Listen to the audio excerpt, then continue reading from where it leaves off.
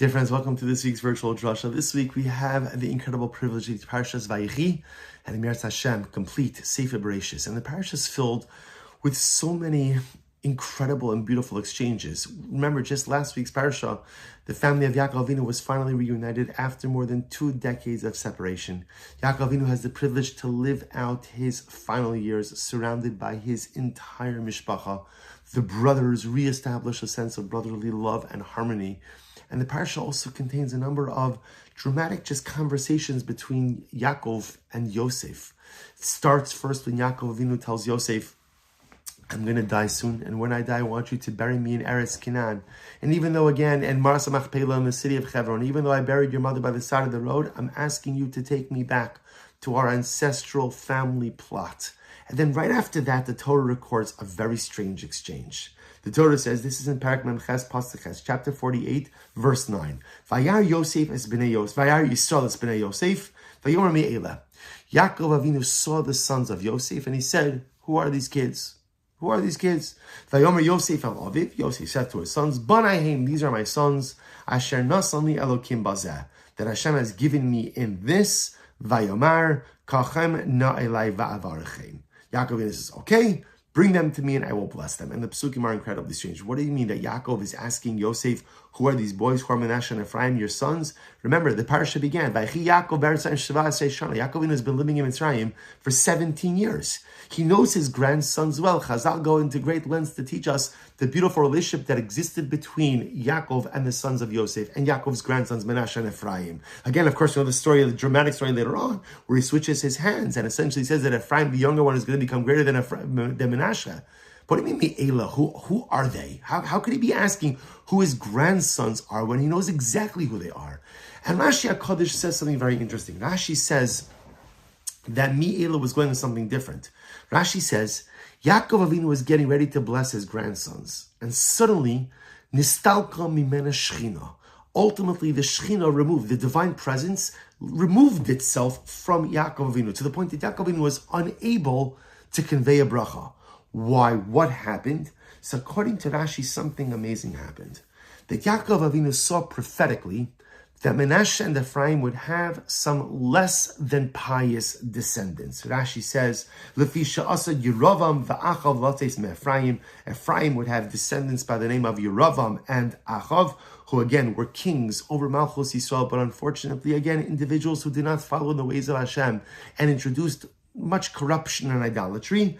V'yehu ubanav mimenashe. Menashe would also have his share of unscrupulous, unfortunately, idolatrous offspring.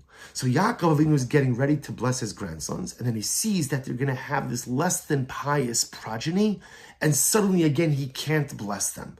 So he says to Yosef, Mi'ela, the Mi'ela, who are these boys, or who is this? It's not going on Menashe and Ephraim. It's going on their offspring. Yaakov sees the offspring, the unfortunately less than pious offspring, and he says, oh my gosh, who are these people? Who are these future generations? I can't bless Menashe and Ephraim. To which Yosef responds, Vayomer Yosef al Aviv, Banayim, they're my sons. They're my sons. Asher nasan li Elokim bazeh, that Hashem has given me with this. What's the this? Rashi HaKadosh says that Yosef took out the marriage documents. You know, he married Asnas, and he took out the marriage documents, the Ksuva, and the Shtar Erusin. And he told his father, listen, I married my wife in the proper legal way. I married my wife with the proper documentation. This is my wife. It's a legitimate marriage. Maybe you think that this offspring is due to something illicit that I've done. It's a proper marriage. It's a proper home. You know, I've done what I'm supposed to do. And therefore, Yaakov Avinu says, Vayomar, Kachem na'elai va'archem. Yaakov says, fine, bring them to me and I will bless them. Even with Rashi, it's hard to understand what's happening over here. Rabbi Nachman of Breslov in Likutei Halachos says something incredibly beautiful. He says, Yaakov Avinu says to Yosef, Yosef, I can't give your sons a bracha. I can't. After all, why? She'inam ru'uyim lebracha. How could I bless your sons, Menashe and Ephraim, when I see their progeny? Ki ra'a rishoim gidolim sheyetzu mehem. Literally, the Rebbe's lashon is very strong over here. Yaakov Avinu says to Yosef, I see that your sons are going to have descendants who are going to be Rishaim. The word Rasha is a very strong word, and I hesitate to use it by any Jew. But we'll translate what the Rebbe is saying. They're going to have children who are going to be evil. So Yaakov Avinu says, I'm sorry, I can't bless your sons. They're going to have evil progeny. And Rabbi Nachman says, Yosef says back to his father, Father, what would you like me to do? What would you like me to do? I was sold. Now, the Rebbe says whether or not Yaakov Avinu knew exactly what happened to Yosef and how he got down to Egypt is a big machlokus, a big dispute amongst the commentators. But the Rebbe understands it like this: that what Yosef essentially was saying to his father was, Father, I was stolen from your home. I was sold as a slave, as a piece of property. I was essentially brought up in the immoral, decadent society of Egypt. And despite all of that, I did whatever I could to maintain my personalistic purity. I did whatever I could to go ahead and be your son, to be a son of Yaakov Avinu, to uphold our Abrahamic values, to be someone who is worthy of being a son of Yaakov Avinu. And I married a good woman, and we had good children, and we built a good home. And that's what Yosef says. Vayomer Yosef el Aviv. Yosef says to his sons, to his father, Banaim, Dad, these are my sons, Asher Nasani Elokim Bazeh, that Hashem has given me in these circumstances. I didn't choose these circumstances. And maybe, had I not been plucked away from my family, maybe had I not been stripped of my clothing, my dignity, and sold as a piece of chattel, maybe had I been brought up in the beautiful shelter of your home, maybe had I continued to receive your chinuch past the age of 17, maybe had you chosen my shidduch, maybe had my children had the opportunity to sit on your lap from the time that they were babies, maybe their progeny would be fully righteous. But Yosef says to his father, Dad, I didn't have those choices. I never had those choices. All I'm able to do in life is to take the circumstances that are given to me and make the best of them. I didn't choose this. I didn't choose this life. I didn't choose these circumstances. You think when Yosef, right? You think Yosef's ideal job was to be the viceroy in Egypt? No, it wasn't. It wasn't. Even with all of his dreams, that wasn't his dream job. You think if giving Yosef the dream between fame and wealth in Egypt versus growing up and staying as a normal son of Yaakov in his home, that he wouldn't have chosen staying in his house, staying with his family? Of course he would have. But he says, Dad, I didn't make the choices. HaKadosh Baruch Hu made the choices for me. And I have one simple job, to take the hand that is dealt to me and to maximize it. Vayomer Yosef el Aviv, Yosef said to his father, says Rabbi Nachman, Banahim, these are the kids that I have. Asher Nasan li Elokim Bazeh, that Hashem has given me in these circumstances. Maybe they would look different, maybe their offspring would look different if I had a different life narrative. But alas, I don't. I have Bazeh. This is what I got. And so I could say to you, Father, confidently, I took what HaKadosh Baruch Hu gave me and I maximized it.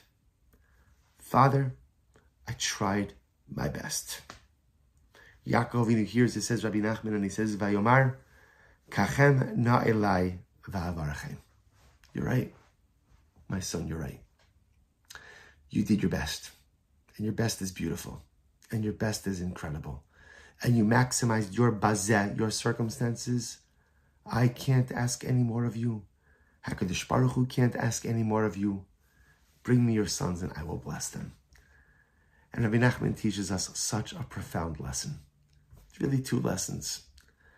Well, it's two lessons that are one lesson, which is often in life we don't choose the hand that is dealt to us.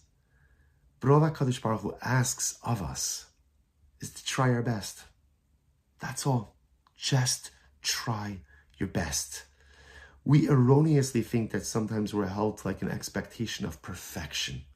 Or sometimes we make the mistake of comparing ourselves to other people without recognizing that that other person's life circumstances are so vastly different than my own. Better or worse, doesn't matter. Just different. And HaKadosh Baruch Hu doesn't ask me to be perfect. And HaKadosh Baruch Hu doesn't ask me to be like Ruvain or Shimon or Levi or Yehuda. All HaKadosh Baruch Hu asks of me is one thing. To take your bazeh, to take your circumstances, and to do your best. That's all.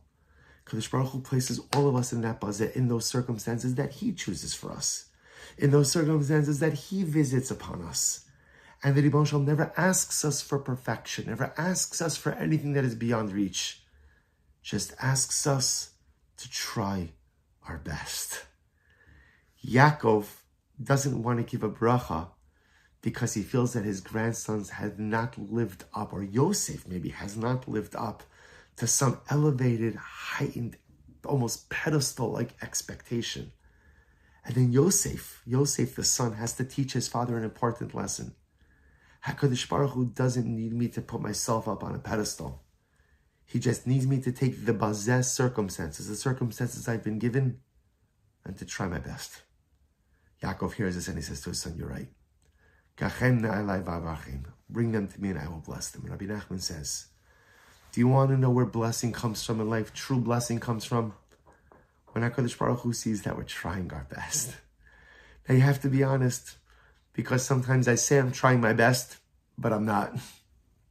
Sometimes we say we're trying our best, and it's really just an excuse to absent ourselves from putting in more initiative, or more action, or a little bit more effort.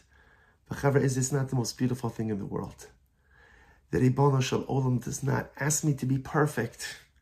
He doesn't even ask me to be great. He doesn't ask me to measure myself up against any other person. He just asks me for one simple, beautiful, and holy thing. And it's the same thing that he asked Yosef HaTzadik for. Just take your bazeh circumstances, just take the circumstances that I've created for you in life, and try your best. Yosef did it. Yosef tried his best. And amazingly enough, for the young man who became an old man who tried his best, he is forever known as Yosef HaTzadik. Yosef did it and created a beautiful life for himself. May we be Zocha Mirtz Hashem to try our best and find tzidkus, find righteousness, holiness, and beauty in our lives as well. Wishing everyone a good Erev Shabbos and a beautiful Shabbos Kodesh.